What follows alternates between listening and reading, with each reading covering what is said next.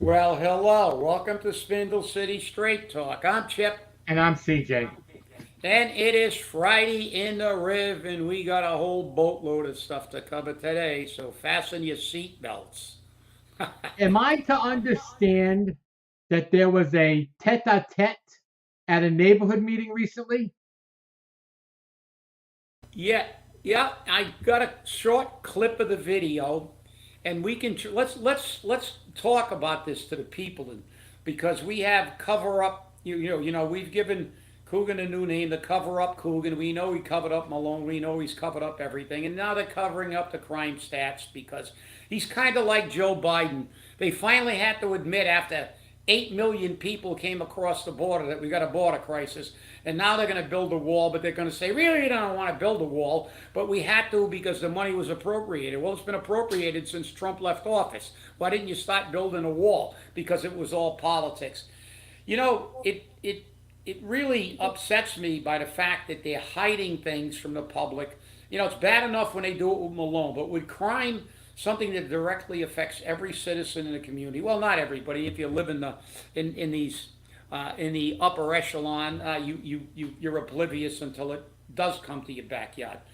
But listen, so let's trace this from the beginning. This all started, I believe, at the Maplewood uh, neighborhood meeting when the state police were there. They called Fall River, I believe, a hot zone, or it's high crime area, and obviously they think so because they've committed state police to Fall River. We had Operation Trident, which nobody still hasn't heard of except from us. And we never heard that from our police chief and the police department. And we also have pictures of the state police gang unit making an arrest in Fall River.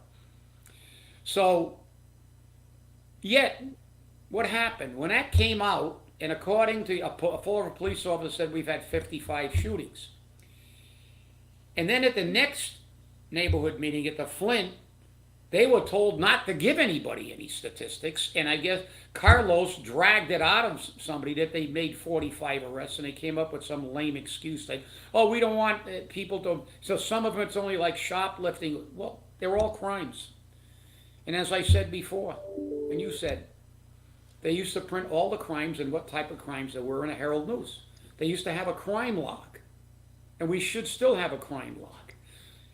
That how is the police chief not sharing this information with the people? That's how we got the number one in crime. So, and then at this last meeting,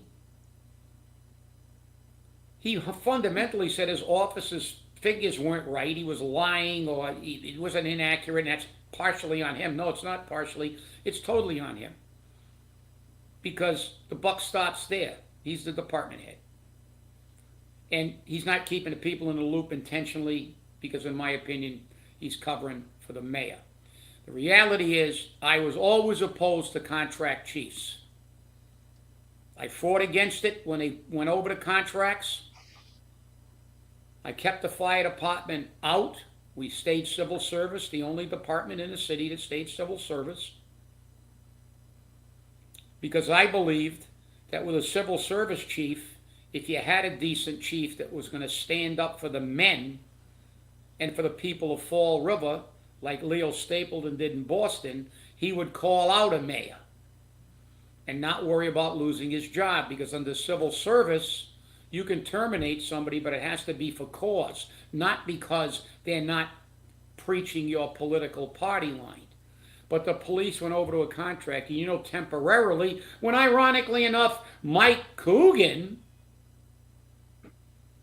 became a contract chief. We all know what happened after that. And then we went back to civil service. I truly believe there's only two options in this city: go back to civil service for the police chief, or make it mandatory that you hire a chief from out of town that has no relations in these departments, no friends, and will do the job. So this is BS.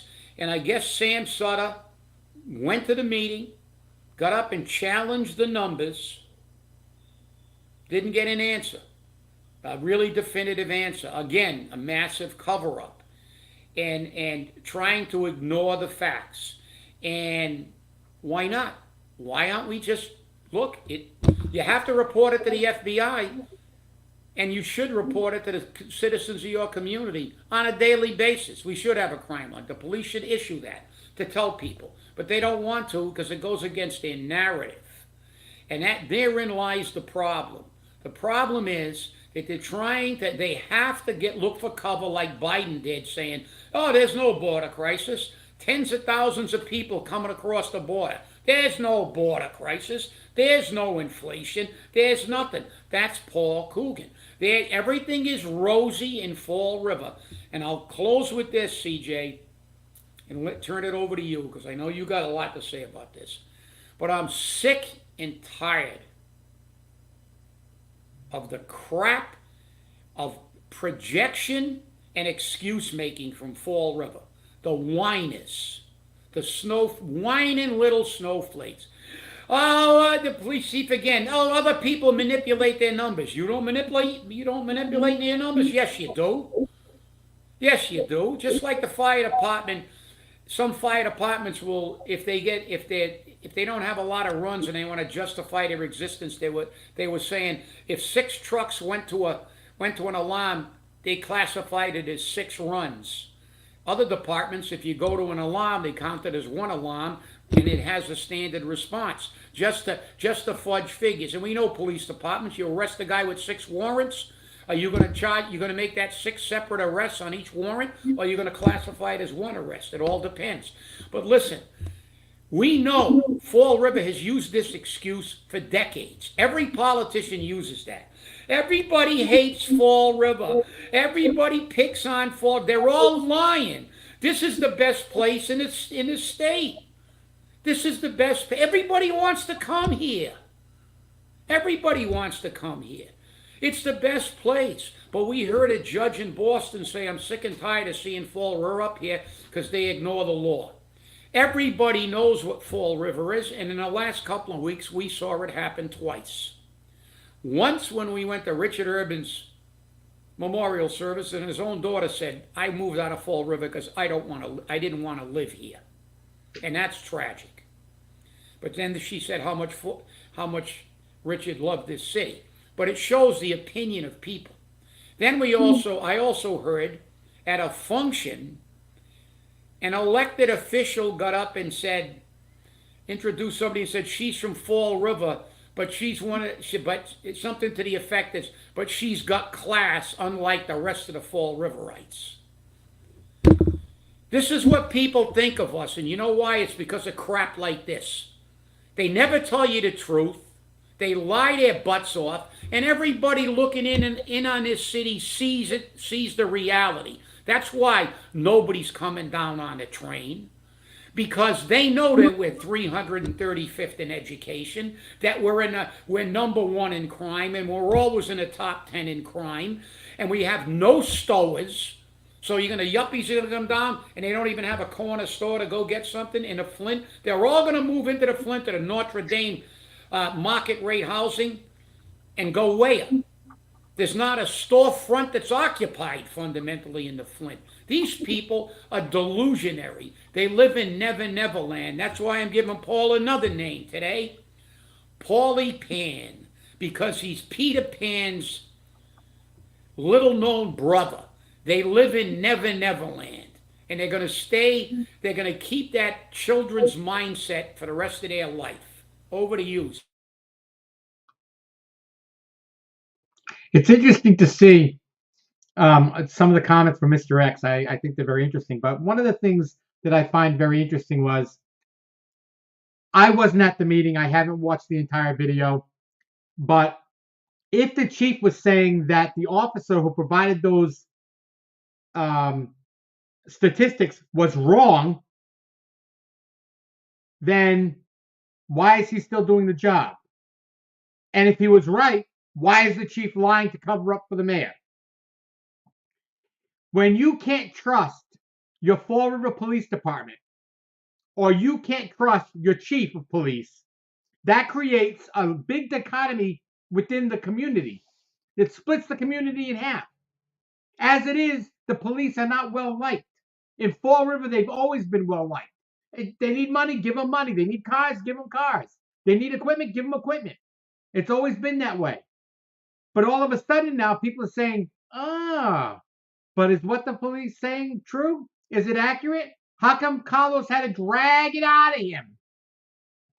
How come Sam Sutter had to get into a head-to-head match with the police chief on the statistics and on the numbers, and all of a sudden the numbers are coming out, and lo and behold, they don't come together. They're not coming together, and the chief is trying to defend himself, and he's trying to defend the department, which is his job, to defend the department and defend himself. But if you're telling the truth, there's nothing to defend. There's nothing to defend, and that's the problem. We need to be able to believe our politicians, and we need to be able to believe our elected officials the best way we can, and we need to be able to believe our department heads, our police chief, our fire chief, our EMS department, and DCM. We need to be able to trust all these people so that the information we get from them is accurate and just and true. Because if we can't trust them, who the hell are we going to trust? You're right, CJ, but listen, you have to be skeptical that this is a cover-up. Because if the police chief wanted to clear the air, why didn't he show up there with everything they've reported to the FBI and every single crime and what it was, and say, okay, how many shootings have we had since January? This is what we've had, and this is what we've reported to the FBI. How many burglaries have we had? This is how many we've had. Any other crime you want to know of? These are the serious crimes. These are the less serious crime, although all crime is important to the people of Fall River. As I said, shoplifting, they kind of poo-pooed it, but look what it's created in all of these other cities. They're destroying communities. Actually, I saw a thing, I forgot which state it was, but it had to be a blue state like this one, where the CVSs fundamentally have taken everything off the shelf. It looks like an old Russian supermarket where there was like one loaf of bread, and they used to have to wait for weeks to get things in Russia. You know why? They have to lock everything up because they were having people stealing things from CVS and selling them to street vendors so they could sell them on the street. So every crime erodes a society. But the police chief could cure this very easily. Why weren't the numbers immediately available? They have to report those crimes. I know they do, because like the fire department, you have to report an arson or undetermined possible arson within 24 hours. It's statutory. We have a reporting system that's statutory. You have to report these crimes. Why nobody can answer this definitively, why there's a difference of opinion, is absurd. There's a difference of opinion because of one fundamental fact. That Paul Coogan, the man who ran on transparency, has been the least transparent mayor in the history of this city. And he's got to cover up for his nearly 4 years of inaction as a mayor. You know what? You know the other problem? If you report the crimes and they're as bad as they say they are, and listen, I don't care if we're not number one. We should not be in the top 10. We should be looking for the bottom 10 in crime. And where's the plan to get us there? Nobody talks about a plan, and nobody talks about the realities, whether it's on any issue. And you know that we just found somebody posted about an assault that took place in a school. Where have we heard about that? We haven't heard a damn thing. I mean, in other communities, that thing would be on the news media, on TV, all over the place. Because if something like that happened in Newton or Wellesley, it would be big news because they're not going to allow it. But again, cover up, like the Malone cover up, like the whatever happened to the head of security that supposedly was suspended, whatever happened to a lot of people in the school department. Nobody knows. And ironically enough, he got one of the individuals to come up alone, he's hoping everybody forgets he's running for re-election, well, election again. He's not being re-elected because he didn't run after the cover-up. So, this is kind of an IQ test for the voters of Fall River. Are you going to get out and vote? Are you going to allow somebody to make you promises that they don't keep? Because, like I said, they want you to live in Never Never Land. And you can't fix a problem until you acknowledge a problem. What's the first thing they tell people who are drug addicted or have alcoholism? First, you have to admit. They start all their meetings with, I am a drug addict, I am an alcoholic. And then you work on fixing it. What are we going to do? They're just delaying everything till after the election. There's no transparency on the finances of the city. There's no transparency on the crime. There's no transparency on the educational system where it stands. Nobody talks about the fact where we are, that we're at the bottom of the list. Nobody talks about that we're at the top of the list in crime. And a couple of years ago, I think, if I remember correctly, CJ, and I'll turn it back to you, I think we're in the top 50 in the country.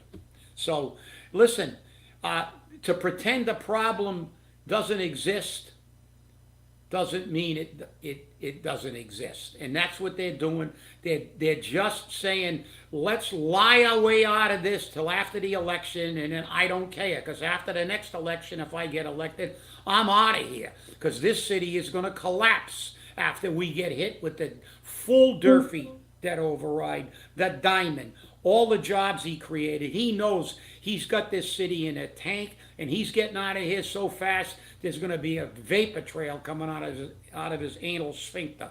With that, over to you. Well, the thing is that it's amazing, and I shouldn't say this, that it's amazing. It's just interesting that he wants another term because he has the ARPA money. And when that term expires, the ARPA money will be gone. And then the city's going to be in a financial situation that we may not be able to get ourselves out of. Because remember, not only will we have the full debt override, which we fought against for this sole purpose, we'll also have $6 million plus a year to pay on Diamond. And we have to pay that every year. Where's that money going to come out of the budget from? Where's it going to come from? It's going to either come from A, layoffs, B, severe budget cuts, which equates to layoffs, because that's the only place it can come from, is labor. There's no other place it can come from. Either that or we increase the revenue so that we take, the cost for a birth certificate from 15 to 50. And it's going to be interesting to see where these plans are going to be for the next mayor if Paul gets reelected, because there's nothing to say that Paul's going to do anything in the next 2 years to clarify or to amend his plans to help the city in the future. Because again, like you said, after 2 years, he's gone. The only reason why he wants to be reelected is his friends, his developers, his bankers.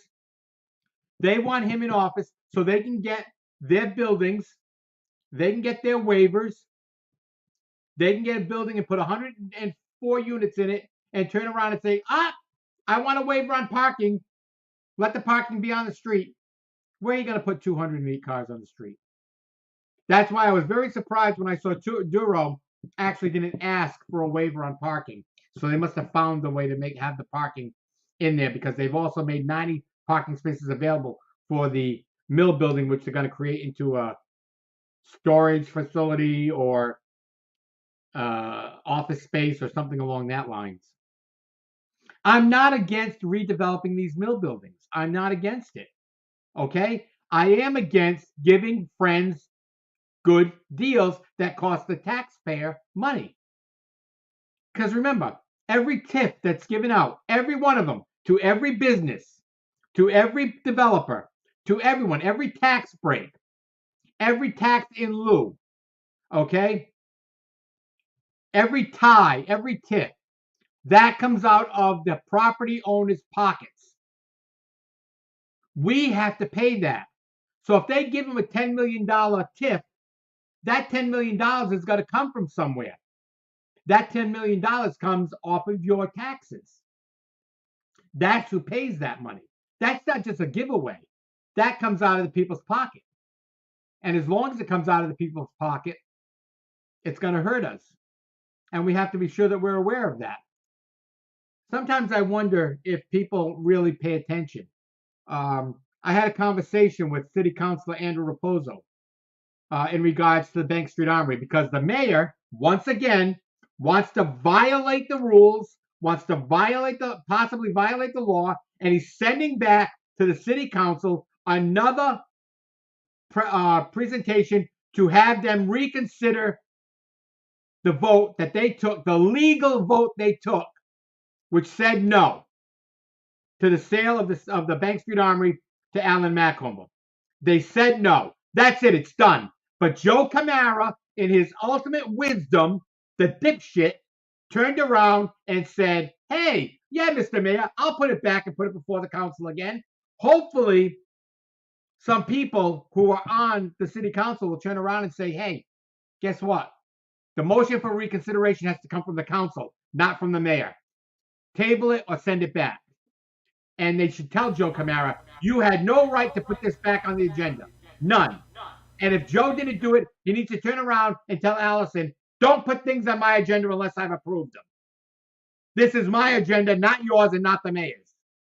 But of course, Joe Camara's up the mayor's ass, so this is what we get.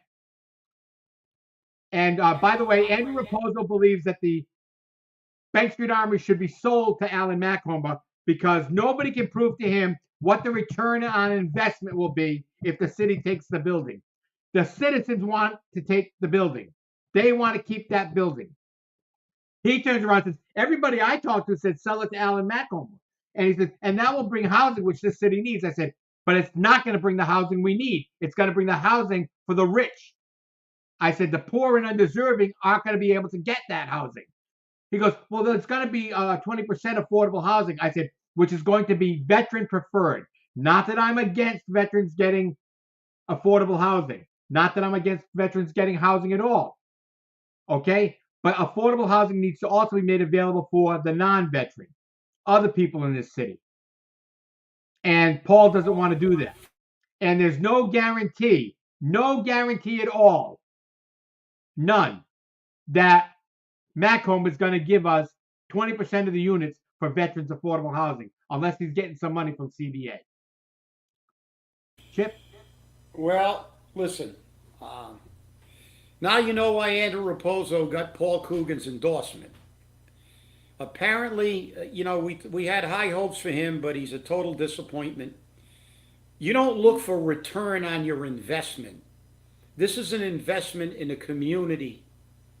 The people of Fall River want this for the use of the people of Fall River. That's how you're supposed to spend our tax dollars, for things that we want. Safe streets, good education, a place like the Armory to go to.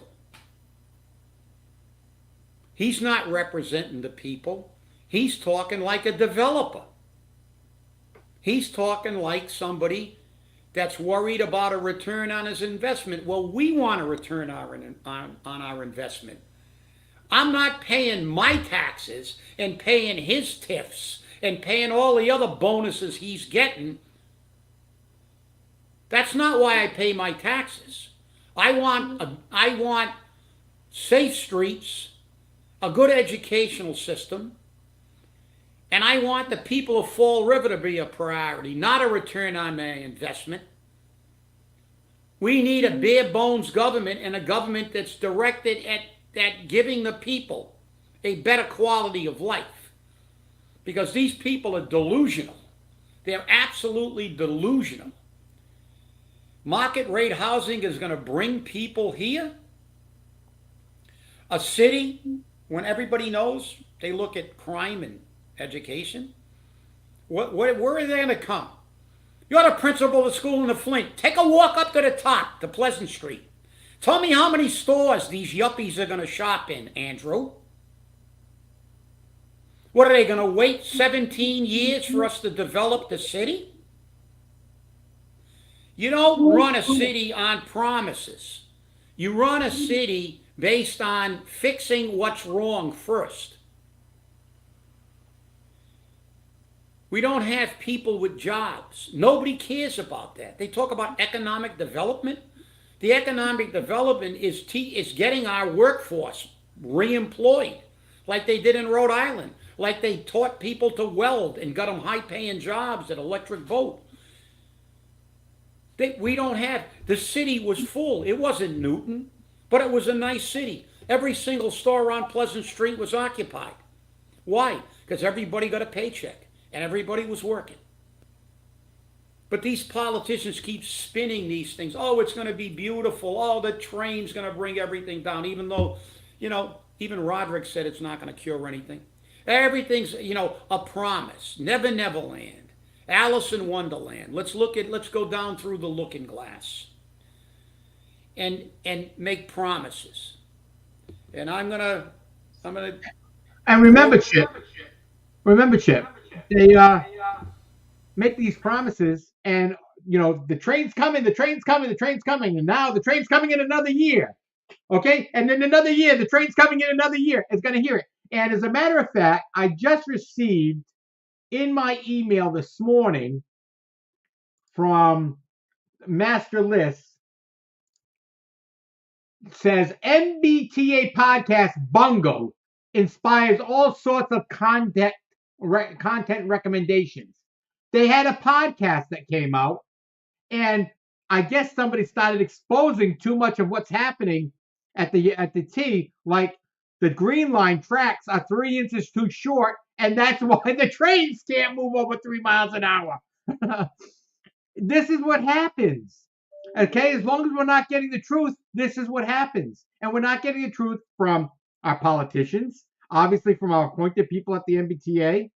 And it's going to be interesting to see when the train finally comes through, because I read an article on the MBTA commuter rail that 50% of the fares collected on board the train are not collected or are not turned in. So somebody's making a buck on the deal. Listen, CJ, we all know that.